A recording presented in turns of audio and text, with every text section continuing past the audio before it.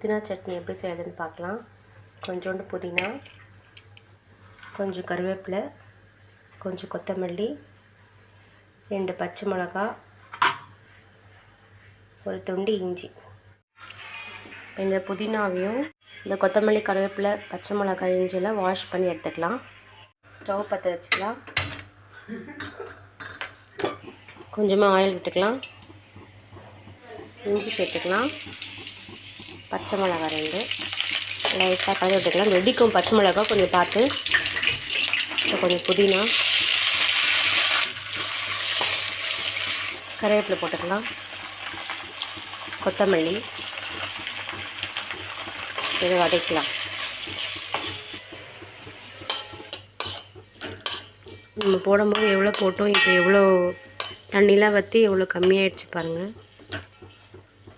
ஒரு கட்டு புதினா, ஒரு கட்டு கொத்தமல்லி, கொஞ்சம் ஒரு 2 கைப்பிடி அளவு கருவேப்பிலை போட்டால் போதும்.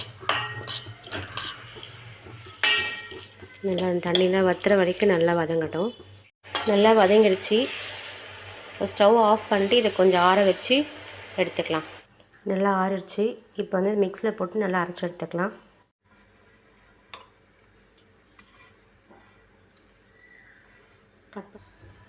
இந்த அளவுக்கு புளி, கொஞ்சமாக கல் உப்பு சேர்த்து நல்லா அரைச்சிக்கலாம் மிக்ஸியில் போட்டு.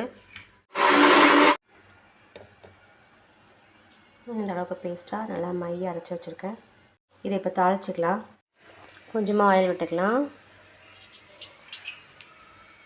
கொஞ்சம் கடுகு உளுத்தம் பருப்பு போட்டுக்கலாம். தாளிக்க கடுகு நல்லா பொரிஞ்சிருச்சு. இதுக்கப்புறம் பெருங்காயத்தூள் போட்டுக்கலாம். அரைச்சி வச்சுட்டு புதினா வச்சு வச்சுக்கலாம்.